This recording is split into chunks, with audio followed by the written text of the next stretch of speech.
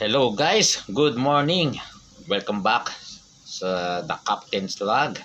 Interesado ka ba? Ito po ang inyong lingkod, si Captain Richardson Tevez po. Magandang umaga muli. Guys, ano ba topic natin ngayon? Medyo interesting at medyo hot topic pa sa panahon ngayon. Alam niyo naman siguro ang nangyaring trahedya sa Baltimore. So, ang Captain's Log, bakit Dali? So, kasi ang pangalan ng barko is si MV Dali, no? Isa siyang container ship. Makikita nyo naman kapag yung mga barko na may mga box, tawag dyan yan ay container ship. Kung makikita nyo yung mga videos ko, yung barko ko, so ang barko ko ay isang bulk carrier. So, malinis na malinis, mga walang kalat, pero may gear kasi meron akong cranes, kasi merong mga bulk na gearless o walang crane. Hindi pa tapos ang investigasyon at mayroon mga nagtatanong sa aking mga kaibigan, ano ba ka nangyari, Kap? Hindi tayo eksperto masyado, hindi ganun na ganun katindi ang experience ko. Maraming mas magagaling na mga kapitan dyan. Saludo po ako sa kanila. Ako po ay ibibigay ko lang. Bibigyan ko lang kayo ng konting ideya. Maaring kayo na sumagot, maaring hindi. So, pag-usapan natin, no? Ang MV Dali isang container ship. Kung makikita mo, napakalaki niya. Bibigyan ko kayo ng konting idea, no? Imagine niyo, ang barko ko is a bulk carrier. May laki lang siya. May haba lang sa ang barko ko ng 200 meters. So, ilang bloke kaya ng bahay yon? Depende. 200 meters ang barko ko. Pero ang MV Dali, meron siyang 300, kung di ako nagkakamali, 300 meters o mahigit pa. So, additional na 100 meter. Ganun kalaki siya. Tapos, ang barko ko, bulk carrier, ito yung Panamax na to. So, ang luwang niya, ang lapad niya, meron siyang 20 meters ang barko ko. Ang MV Dali, meron siyang times 2. 40. So, ang haba niya is dagdag sa akin ng 100 meters. Tapos, ang lapad niya is another 20 meters, 40 meters. Ang laki talaga yung container yan. Malaking barko talaga siya. Kung makikita mo kung ilang tier din yung mga container, no, huwag kayong matakot doon, no, kasi actually yung container na yan, hindi naman lahat yan puno. Hindi yan puno. Of course, doon sa baba loaded yan. Sa deck niyan, mga first 3 or 4 tier, depende sa barko, mga may laman yan. Pero kapag humaba pa siya, tumaas pa siya, 5, 6, 7, almost empty po yan. Kinukuha lang nila yung container na yan, basyo, kasi lalamnan yan sa susunod na puerto. Kasi ang mga container ship, yan may mga ruta na talaga sila. Fix na ang route nila at may mga schedule na yan. Kaya ang container ship, mabibilis sa port yan. Alam nyo ba, mga container ship, pag dumating agad sa port, pera lang dun sa mga talagang masyadong congested na mga port. Pero sa mga karamihan, yan ay priority ng mga port. Kasi mabilis lang naman sila eh. Hindi naman yan yung barko na yan na kapag dumating sa port na yan ay uubusin mo yan. Hindi ganun ang container. Yung sabi mong ganun karami, ididiskarga mo lahat yan at ganun karami, ikakarga mo. Hindi po ganun ang container. So ilan lang dyan ididiskarga mo para sa port na yan. At sa susunod na port, meron na namang bodega na doon ididiskarga yan. So, hindi naman lahat yan. Kaya mabilis sila. Plus, kapag natutukan ng gantry yan, yung gantry, yung sa crane, yung di ba crane na gumaganon lang siya, yung gantry, ganun lang ang galaw niya. Urong sulong lang. Pag nasimula ng isa yan, mabilis na yan. Ganon na lang siya. Yun ang gantry, no? So, guys, nalilays yata ako. Hindi, kung binigyan ko lang kayo ng konting idea ng crane. So, kung mabilis ang container sa puerto, isipin mo guys, yung sa US na yan, sa Baltimore, papunta dyan, Napagtanungan ko rin, mahaba-haba ang channeling yan. So ilang oras bago ka makadikit sa port. So andun na. Kung ganun kabilis pagdating mo sa port na yan, papasok ka na kaagad, di ka pa halos nakakapahinga, pilot upon arrival, magcha-channeling ka, napakahaba, didikit ka, tapos mga isang araw o isang araw at kalahati lang. Hindi ka pa nangangainit sa higaan mo, maraming tawag sa'yo, maraming tawag sa mga opisyal, lalo na si chiefmate. So, ibig sabihin, nakapahinga ka ba nung kaya nun? 1.5 day lang ang stay mo doon at kailangan mo na rin i-prepare ang makina. So, ganun kabilis ang container. Ngayon, kung ganun pala kabilis, ang bilis ng pagdating ng barko sa puerto kasi mabilis yan mga container. Kaya nga sinasabi namin, siga sa daan yan eh. Ang bilis niyan. Laging nag-o-overtake sa amin yan. Kasi may minimit silang schedule eh. Bibihira lang silang mag-angkurahe. So pagdikit niya, pagdating sa puerto, sa pilot station, may piloto kagad, channeling ang haba, didikit na. Tapos 1.5 lang. So, kung ganun ang trend ng barko na yan, paano ang maintenance? Yan ang malaking challenge. Hindi lang sa deck, lalo na sa makina. Sabi nga ng isa kong iniidolong chief engineer, kawangis ng inyong lingkod, may kakambal po kasi ako.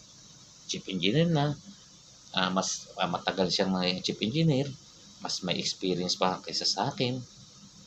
So alam niya anong maintenance ang ginagawa sa container. Kasi iba siyempre sa container, iba sa barko ko. Kung sa barko ko, makakapag-stay ng 2-3 araw, kahit paano sa isang araw may makapahinga sila, then may maintenance silang magagawa. Then may isang araw pa na naman na libre.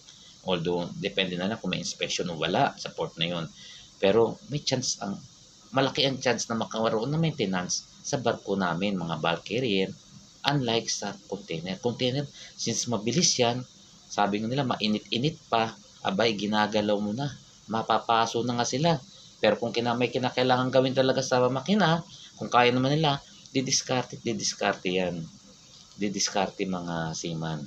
Ngayon, yung nangyari sa Dali, sa pagkakaalam ko, pakicorrect lang po ko, alam po mga hindi Pilipino yan, although hindi Pilipino po yan, nakikisimpatya po ko sa mga, alam mo, mga nasaktan at mga walang buhay diyan sa nangyaring trahedya na yan. Ngayon, yung lahi ng sa MV Dali, grabe ang mga checklist dyan. So, hindi mo pwedeng sabihin na hindi sumunod sila sa checklist. Guys, sino na lang makakapagsabi? Bibigyan ko kayo ng sample. Let's say, ito kahit yung lifebuoy ring lang yan, na may self-igniting light. Minsan, chinek na ni third mate yan, ginanunan niya, uy, may ilaw. Pangalawa, uy, may ilaw. Pangatlo, may ilaw. Ilagay niya yung ganyan. During inspection naman, tinignan ng port stake. Nung ginanon, ayaw umilaw. So, bakit? Chinek na namin, pero nung time ng inspection, siya namang hindi gumana. Nabigyan tuloy na deficiency. So, ganun din yun, guys. Sumunod man sa checklist sa mga tao, kasi nagte-testing ng makina yan. Hindi pwedeng di magte-test ng makina yan. At sana, naging honest lang yung mga makinista. Kasi baka mamaya, may problema na pala, hindi sinasabi, yun ang mahirap. Ang checklist ay nandyan para tulungan ka, i-guide ka, baka may nalimutan ka dapat na i-check mo, i-prepare. Nandiyan dyan ang checklist para, uy, nalimutan ko to, dapat i-check.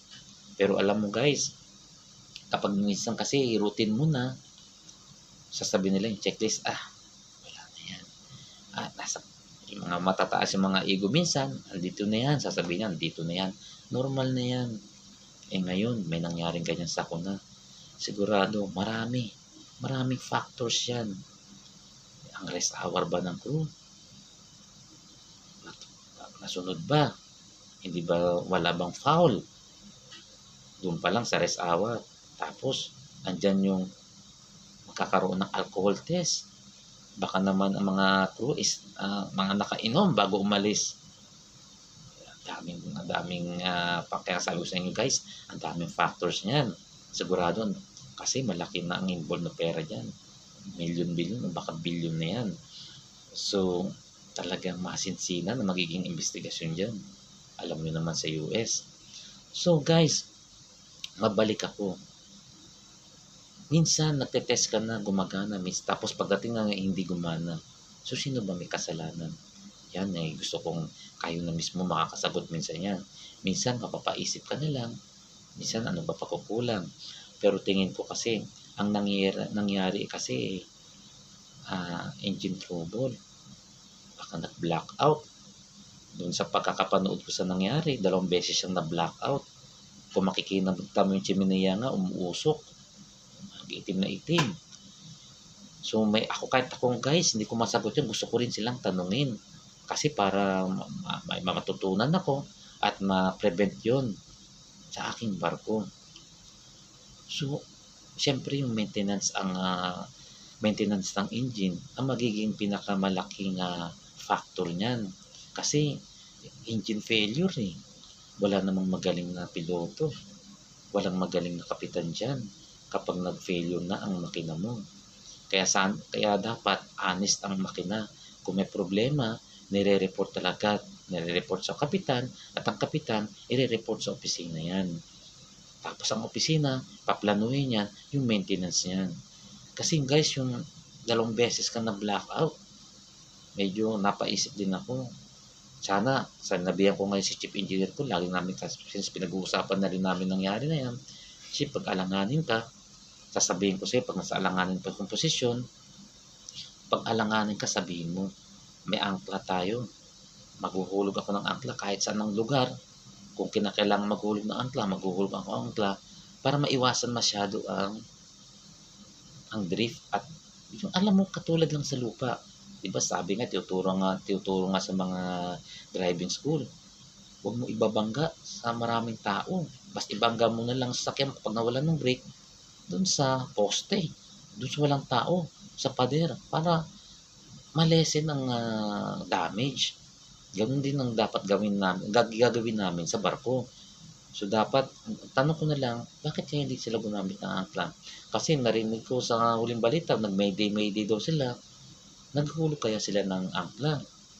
Or, dapat, kasi kung bigla ang pagkawala ng makina at nawala rin yung, alam mo kasi guys, meron din bow thruster ang mga container, ganyan kalaking barko, may bow thruster yan. Yung pwede mo siyang i-maneuver ng barko kahit na walang tugboat, kung kailangan mo siyang iganyan ng barko, gagamit ka ng thruster. Ganun po. Pabor o estribor, gagamit ka para ma-maneuver mo.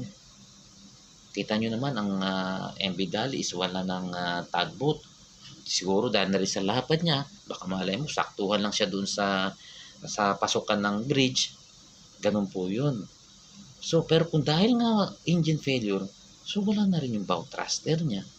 Ang bilis ng, ewan ko, ang bilis ng niya, hindi ko alam kung gaano kabilis yung paling niya para mabangga talaga ang bridge. Wala ba siyang speed? Yun din ang tanong ko. Tanong natin, wala ba siyang speed? Kasi kung meron siyang speed, may salida pa siya, baka kaya pa niyang maiwasan yung gumanon. So, tingin ko, wala na rin sigurong speed. Baka mabagal lang siya. Loaded ang barko. Kita mo guys, punong-puno yung barko niya. Loaded na yan. So, loaded na siya, wala siyang makina, anong mangyayari dyan? Kung malakas pa ang kuryente, hindi na i-prepare yung speed niya is mabagal pa, wala na yan. Talagang, yung baka mas malakas pa ang kuryente kaysa sa bilis ng speed ng barko. So, maraming factors guys, no? Pero alam mo, sa nangyaring ito, sigurado malaki na naman ang epekto nito. Hindi lang sa lahi nila, no? Wala nang lahi-lahi dito sa amin, sa industry namin. Ito, parating nga ang inyong lingkod. So, ang discharging port is sa US din. Magkakaroon ng matinding checklist, matinding preparasyon yan, matinding inspection na naman po. In-expect ko na yan kasi ganyan yung may nangyaring atake noon ng mga terorista. humigpit ang mga port, diyan nabuhay ang ISPS. So guys, medyo mahaba-haba na rin to. Sana malinawan kayo ng konti. Malinawan na, kasi hindi natin masasagot talaga. Maghihintay talaga tayo kung ano ang sako na pinaka root cause niyan. Pero ang tingin ko niyan, kasi dahil sa makina,